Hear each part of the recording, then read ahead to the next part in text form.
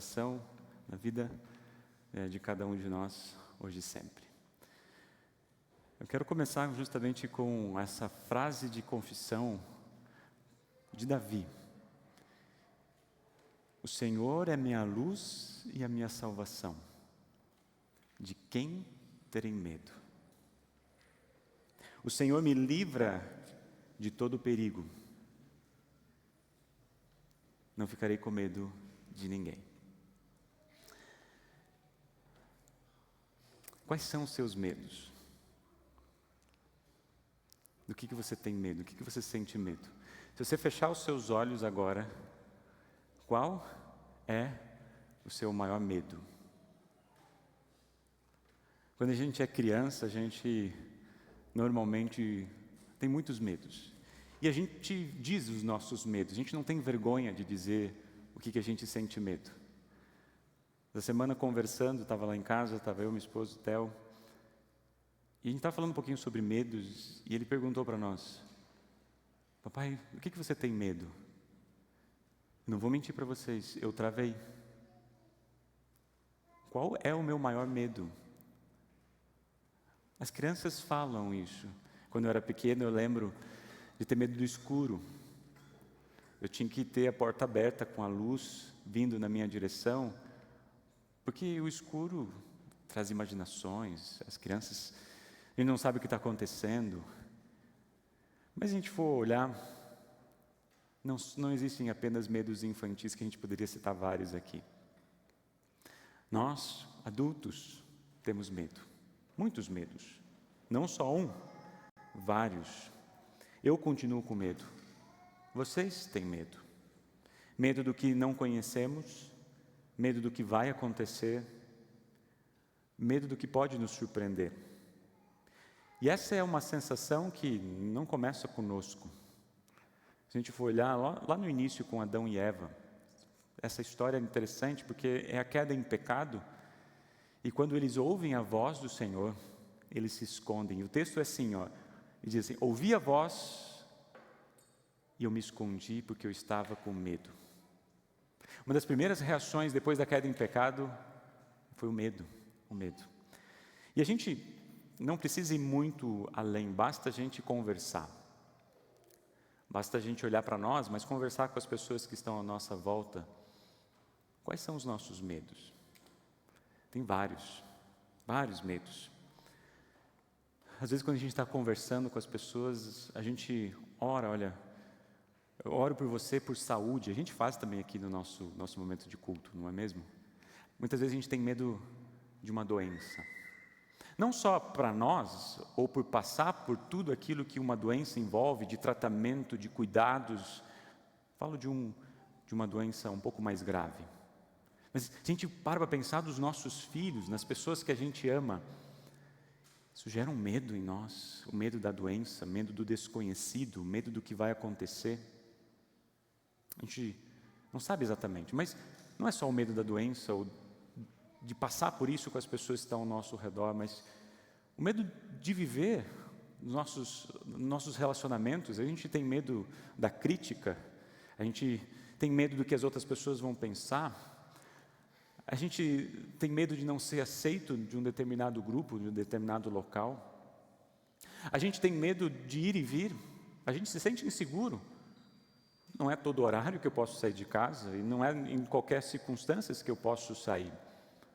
A gente tem medo de ser assaltado, tem medo de perder coisas, medo de ser machucado, mesmo medo de se perder.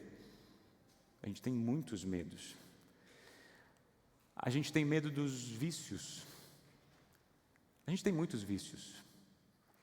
Medo de não conseguir vencer as tentações de um vício que eu tenho. E do que isso pode impactar na minha vida, nos meus relacionamentos. Eu tenho medo, ou nós temos medo também, de perder alguém que amamos. E às vezes até medo da morte. Pode não ser esses teus medos, e eu apenas citei alguns, mas tem muitos temas, medos que estão ao nosso redor. Alguns medos vêm de fora, outros vêm dentro de nós.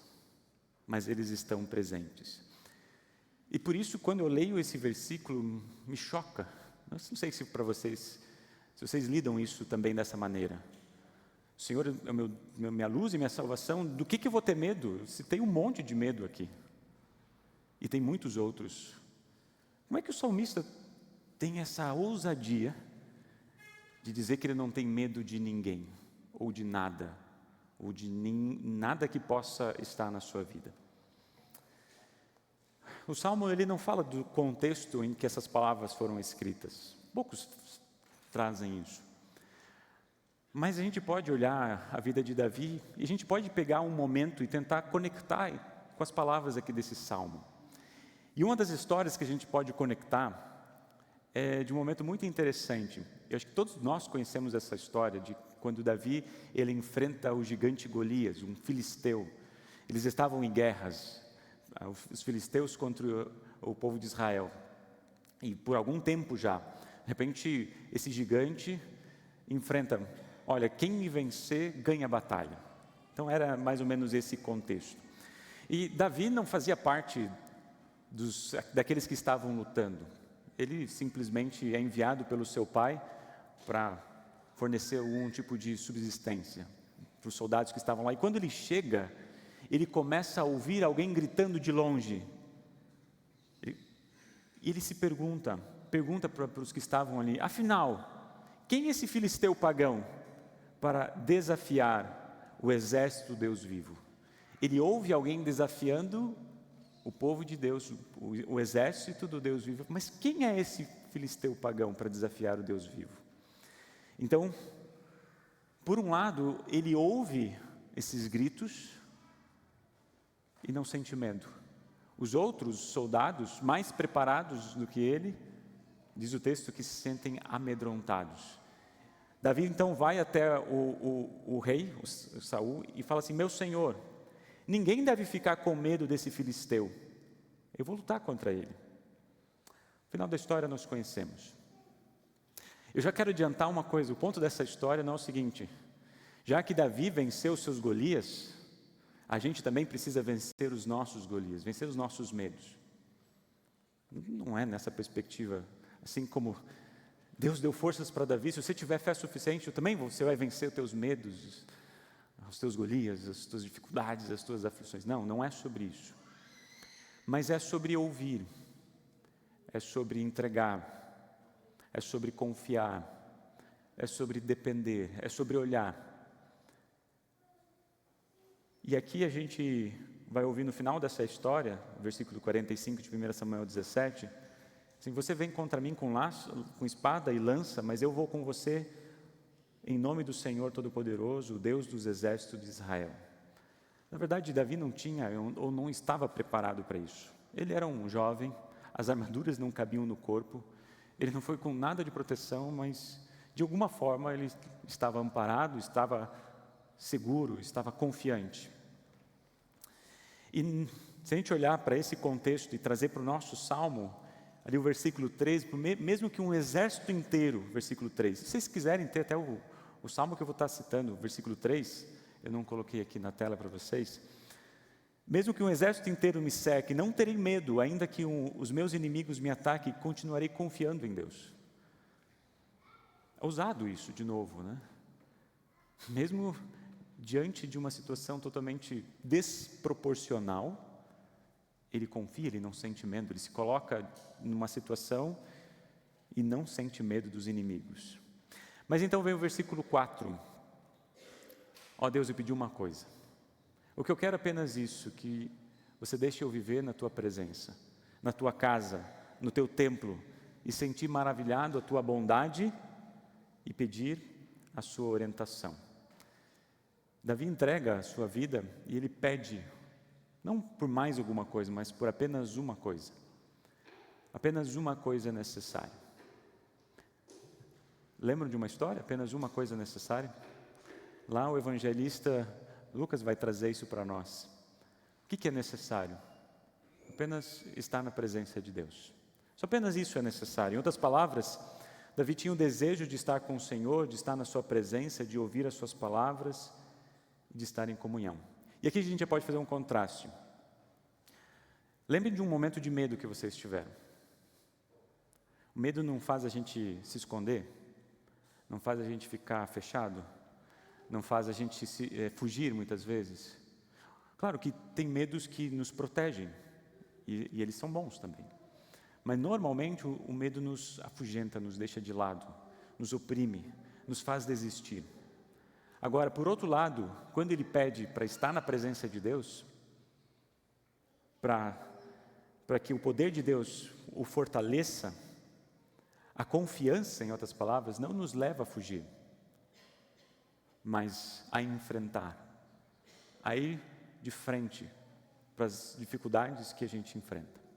O medo faz com que a gente fuja.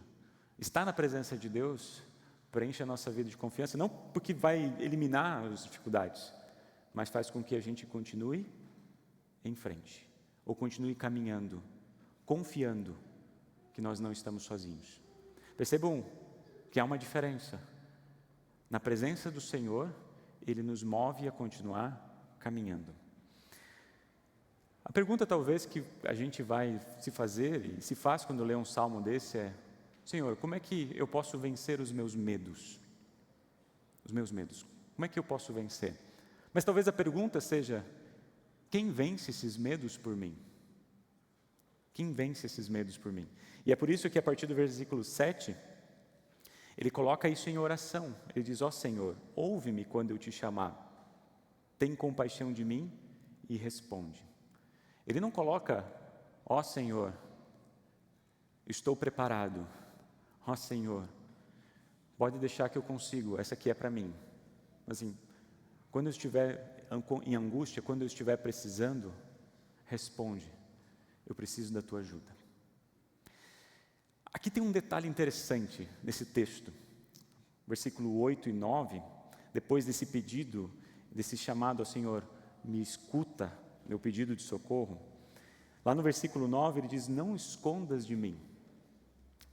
O 8 já começa, né? Tu disseste: venha me adorar, eu respondo: eu irei te adorar, ó Senhor Deus. E no versículo 9, não te escondas de mim. Mas aqui tem um detalhe interessante, e eu gosto, e é um incentivo também para vocês.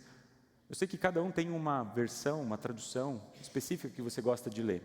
Aqui no culto a gente usa a nova tradução da linguagem de hoje. Mas talvez você utilize outra tradução, como a Nova Almeida Atualizada, a NAA, enfim, ou qualquer outra tradução que seja boa, né, que faz parte das traduções, por exemplo, da Sociedade Bíblica do Brasil. Ou outras também. Mas aqui é interessante que tem um detalhe, que quando a gente coloca duas traduções, uma coloca: não te escondas de mim, e outra: não te escondas de mim a tua face, ou o teu rosto. E aqui tem um detalhe que faz a gente pensar. A gente pode estar na presença de alguém, mas não estar escondido dessa pessoa, mas eu não enxergar o rosto dela. Imagina se eu estivesse aqui e estivesse falando de costas para vocês. Tem momentos no culto que eu fico de costas, mas tem um outro propósito, tem um outro significado. A igreja está colocando a voz, nós como igreja estamos colocando a nossa voz diante do Senhor. Mas agora, imagine se eu falasse com vocês sem olhar nos seus olhos. Eu não sei se vocês estão atentos ou não, ou se a gente estiver numa outra circunstância, se a pessoa está alegre, se está triste, se está precisando de uma ajuda ou não. É muito sem sentido a gente estar conversando com alguém e cada um olhando para a parede, ou infelizmente nos dias de hoje, cada um olhando para o celular, né? Estão os dois conversando, mas cada um olhando outras coisas. A gente precisa olhar nos olhos, porque aí a gente vai entender e conhecer exatamente aquilo que a pessoa está passando, está sentindo. O salmista pede para que o rosto de Deus possa ser visto, ou que Deus não esconda o seu rosto dele. Isso é ousado de novo de Davi. Percebam que Davi está fazendo pedidos ousados aqui. Primeiro, não tenho medo de nada. Pode vir um exército inteiro, que eu estou tranquilo. Eu quero apenas estar na tua presença, não esconda o teu rosto de mim. Agora, se vocês forem lembrar, não era possível alguém estar na presença de Deus, ver Deus face a face e continuar vivo. Se lembram disso?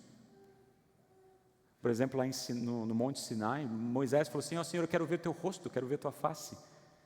E Deus falou assim: não, isso não é possível. Mas eu vou deixar com que você veja as minhas costas. Fica no meio da rocha, por uma fresta na rachadura, e eu vou passar com o meu brilho, e você vai poder me enxergar. E foi isso que aconteceu, lá em Êxodo. Mas alguns capítulos depois, o que a gente percebe é que, lá agora Moisés, no alto do Monte Sinai, agora Deus vem, senta com ele e outros líderes, e tem refeição, come e bebe. Moisés e outros líderes estão sentados diante de Deus, comendo e bebendo. E isso me fez pensar, por que antes não podia, agora Deus está na sua presença?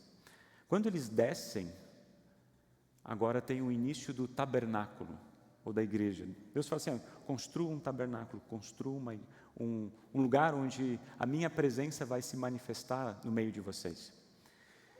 Em outras palavras, aquilo que eles sentiram lá no alto do monte, o que eles tiveram, Deus deseja ter com o seu povo para o resto das suas vidas. Deus vem habitar, Deus vem tabernacular no meio de nós. E é isso que essa é a mensagem do Verbo que se fez carne e habitou entre nós. E no ministério de Jesus, ele justamente afirmou: eu estarei com vocês todos os dias da minha vida, estarei com vocês. Como nós podemos estar na face de Deus todos os dias? É por meio do seu Filho Jesus Cristo. Jesus, ele vem, se manifesta na nossa vida, se manifesta a cada um de nós, ele carrega os nossos pecados, ele entra na nossa escuridão, para na cruz declarar: os teus pecados estão perdoados. Eu carrego as suas angústias, eu carrego as suas aflições, e eu entrego para vocês uma nova vida. E é isso que ele continua oferecendo também para nós. Estar na presença de Deus não é algo acidental que Deus deseja ter na nossa vida, na caminhada que a gente tem aqui. É difícil a gente caminhar ou estar diante dos medos que nos envolve na caminhada da nossa vida, se a gente não tem a possibilidade de ver Deus face a face, de ser cuidado por esse Deus que nos perdoa, por ser consolado por esse Deus que nos sustenta, por participar da ceia que revela a sua presença. Imagina se a gente não tivesse esse momento de estar na casa de Deus, de sentir a sua presença, de viver essa esperança. Como é que você lidaria com os seus medos? Aonde você buscaria conforto, consolo e esperança? Imagina você poder olhar apenas para a sua vida e aquilo que você tem a oferecer. Como é que você encontraria essa luz que ilumina a escuridão? Perceberam um detalhe nesse salmo que para mim é sensacional? Porque o salmista, ele é ousado, dizendo assim: ó Senhor, é a minha luz, é a minha salvação, eu não vou ter medo, pode vir exércitos, eu quero estar na tua presença. E a partir da metade do versículo, ele se coloca como um dependente. Eu preciso da tua ajuda, responde-me, liberta, escuta quando eu grito por clamor, por misericórdia e por compaixão. Na verdade, a vida do cristão é uma vida sempre em tensão, de confiança e dependência, coragem e medo. Em Cristo, a gente lida com essas duas realidades. Em Cristo a gente pode ter a ousadia de dizer: sim, eu creio. Sim, Jesus é o meu Senhor. Sim, Jesus é o meu Salvador. Ou seja, eu posso dizer: estou com medo. O salmista Davi não estava sendo não verdadeiro quando ele diz: não terei medo de nada. E no mesmo salmo ele diz: ó Senhor, me ajuda, porque eu preciso de Ti. Ele estava simplesmente sendo verdadeiro com a sua fé. Como filhos de Deus, nós também vamos ter medo de muitas coisas. E não tem problema algum a gente nomear os nossos medos. Talvez se você tenha dificuldade, comece com as pessoas que você confia, na sua casa, junto com seus familiares, seu pai, sua mãe, seus filhos. Não precise ter medo de dizer o que você tem medo. Busque ajuda, converse com seu pastor, converse com irmãos na igreja, para que você possa ouvir a voz de Jesus, acalmando o teu coração, acalmando a tua vida e oferecendo uma promessa, uma paz que o mundo não pode dar. E ao mesmo tempo que a gente é preenchido dessa esperança, a gente também tem uma ousadia, assim como o salmista Davi tem essa ousadia de dizer: mas o Senhor, do que eu vou ter medo? Do que eu vou passar por, independente das dificuldades ou das aflições, não terem medo de nada. E eu não sei quais são os medos que você traz, mas eu sei que todo culto e todas as pessoas carregam inúmeras aflições e angústias no seu coração. Eu sei disso. Eu sei, olhando nos olhos de vocês, que vocês carregam muitos desses medos. O que vocês podem fazer? O que vocês já fizeram? Quando nós estamos na face de Deus, nós simplesmente viemos até aqui, entregamos no altar essas nossas angústias e medos e voltamos para casa com a ousadia que o Evangelho nos dá, que o Evangelho preenche em nosso coração, preenche na nossa vida. Quando parece que Deus tenha escondido o seu rosto de nós, não, na verdade o salmista nos convida a estarmos na sua presença. Nós nunca vamos compreender tudo, nunca vamos talvez aceitar tudo, mas o salmista nos convida a agarrar nessa esperança que nos sustenta. É por isso que o final desse salmo é um convite a esperar, um convite a confiar. O último versículo diz: confie no Senhor, tenha fé e coragem, confie em Deus o Senhor. Ou numa outra tradução, espere no Senhor. Com fé, com ousadia, com convicção, dizendo não tenho medo de nada, mas também se agarrando e mostrando as nossas fraquezas, as nossas angústias e as nossas aflições. Davi não era um super-herói. O Salmo mostra que ele vivia como simultaneamente justo e pecador. Ele colocava a sua vida nas mãos do Senhor, mas reconhecia a sua fragilidade. Assim nós também somos convidados a viver. Mostrar nossa fragilidade, nossa vulnerabilidade, os nossos medos, as nossas aflições, no lugar certo, para a pessoa certa, para que a gente possa então ser acolhido, abraçado e enviado pelo Espírito Santo, junto a lutar e a passar por essas situações. Por isso, confie no Senhor, ou espere no Senhor. Anime-se, fortifique o seu coração, espere no Senhor. Que o bondoso Deus, em Cristo Jesus, possa iluminar, conduzir os passos de vocês. Assim como o salmista, em outro momento, diz: Tu és uma lâmpada para os meus pés, que ilumina os nossos caminhos, ilumina os nossos passos, assim como a gente também cantou. Medo ou tentação? Perdido ainda não, mas Tu estás ao nosso lado para nos sustentar. Todas as vezes que estamos na presença de Deus, fazemos com que esses medos que vão continuar presentes, eles sejam cuidados, amparados por aquele que tem todo mundo nas suas mãos, que tem a nossa vida em suas mãos.